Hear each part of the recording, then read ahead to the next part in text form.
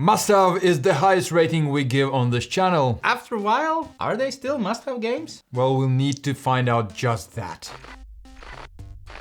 In this video, we're gonna take a look at our must-have games. During these 3 years, we have ranked a lot of games. I have more than you, it turns out. So we're gonna name the games that we have ranked as must-haves and then show you if we have changed our minds or not. Let's get to the first game that I haven't changed my mind on. I stand by my must-haves. Do you know what So I the haven't first game changed that my you- mind on? Your mama.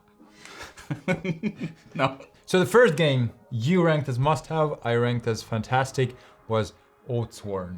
Oh, somebody has changed their mind. Maybe I, maybe you, maybe everybody. In Oathsworn, you play characters that are fighting against wood, deep wood. Is that an 18 plus game? You mentioned wood a lot and deep. What's up with you with the mom jokes and the... You're playing Oathsworn that have sworn to protect the humanity. That's the boring way to It explain is not! It's like a post-apocalyptic. It is not!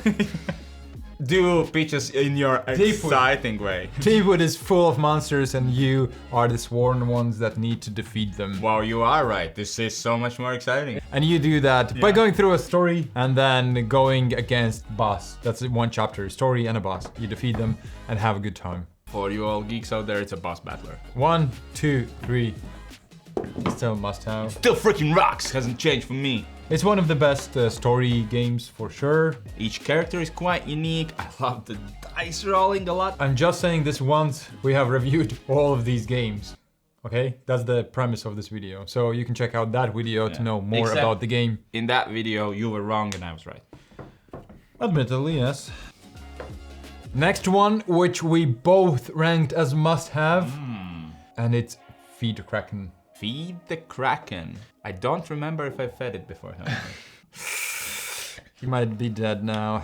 It's basically Tamagotchi simulator. You feed a Kraken. And for all of those who we have not confused enough, here's the actual rules. So one team is pirates, the other one is sailors. Sailors want to go that way, pirates want to go that way. But there's also secret society called cultists. What are they called? Cultists. They're very secret. They're like so secret you have to say secret 3 times in a row. That wants to feed a Kraken. Yeah, they're the only ones who care about the wildlife. And they want the ship to finish in one certain square, or make sure the cult leader gets thrown and fed to the cultists. Wait, we've played different games. And make sure that the cult leader is fed to the Kraken. Only few people around the table decide each round in which direction the ship goes, and you have to elect these people. And there's mutiny. We can shoot each other and take away these roles and try to then again elect other people. Long story short, it's the best social deduction game we have ever played. If it's the best, then we still love it, right? Yeah, of course. See, the wind is strong and the ship's racing forward. Yeah. Next game that we both ranked as must-haves is Twilight Inscription. Ooh, okay, I know it has changed for you for sure. Twilight Inscription is a roll and write game where you roll a bunch of dice and then use those to fill different actions and get more resources, build your engine. But also there's some voting phases in there. There's also combat in there. Unlike ordinary roll and writes, you don't have just one sheet, not just 2 sheets, not even just 3 sheets. You have 4 freaking sheets that you have to fill out. And remember, not just regular sheets, freaking sheets. Freaking sheets, yeah, it says in the rulebook. 3, 2, 1. Sadly, the star has fallen slightly. I still think it's a fantastic game, not a must-have. My biggest reason for it being it's long, the theme is niche. Here's the absurd thing, oh, it's Twilight Imperium, so the theme is niche, but it's not for the fans of Twilight Imperium. I mostly think it's for solo gamers because yes, they sell it as a lot of interaction. Yeah, you can play up to 8 players. Yeah, but I couldn't just care for interaction, even though it's a really, really nice solo game. For you, it was a must-have. For me, really good. Oh. And it's Planet Unknown. The game has a lazy Susan in the middle of the table, and we're trying to discover these planets by kind of building them. Each turn you get a piece and place it on your planet, and it will create some resources, and so you upgrade and produce more points. Pick a tile, place a tile, move some markers up. Repeat. 2, 1. Fantastic for me. It stays the same. I was gonna, keep the orbit like it. It looks like the back of Smiley Face who does this. Exactly.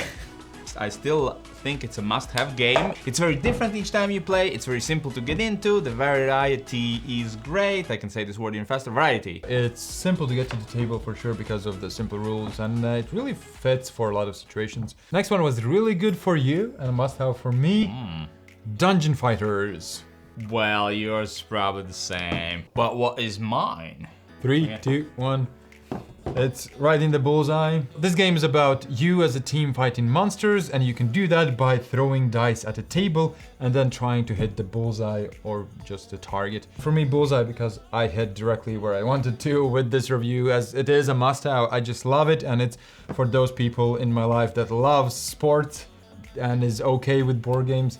Then this one is great for it. Borderline party game, and I think it's one of the best games if you have a video gamer and you're like, want to get him into this hobby. That is a perfect game. Has a lot of action, crazy things happening. It's a co-op, and it's a quirky, little fun game that I really like. I even like it more than I did before. I rated this as fantastic. You rated this as a must-have. Terror Escape.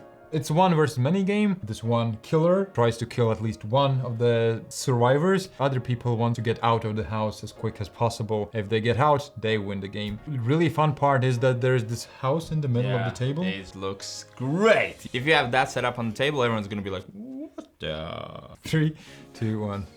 It's a must-have. It's still a killer game. I tend to be more critical of games. I've noticed. And after a while, I'm still playing this game. Love the conversations you have. You feel like the bad guy's hearing through the walls. And you're more like pointing at things and going like, this, or this, no, this, maybe this, maybe this. No, this. Next one we both ranked as a must-have, and it's Earth. Earth is a game where you build your own island by planting different plants there and trying to appease the ecosystem there. Like you're playing cards that will interact with other cards, and they will give you points based on where your other cards are. And it's, I think, the first game in history where photos as artwork works. 3, 2, 1. It's flat? Yeah, as we know, the Earth is flat. Sure, yeah. Obviously. And so is my rating. It stays as a must-have. Well, I was gonna say it's fantastic, but then I thought, my wife really liked it. I think I must have it. The next game that you ranked as a must-have, I ranked as okay. It's Final Girl. So in Final Girl, you play Final Girl that tries to survive and defeat the bad guy. Yeah. It's a solo-only game. Oh, cute, you said the bad guy. He's a freaking bloodthirsty killer. And you do that by playing cards and rolling dice. You play a card, then you roll dice, check how many successes you got. If you got none, ooh, bad. And pretty much so, rinse and repeat until either you're Giannis and you're like, I don't get this game, or until you lose or win. 3, 2, 1.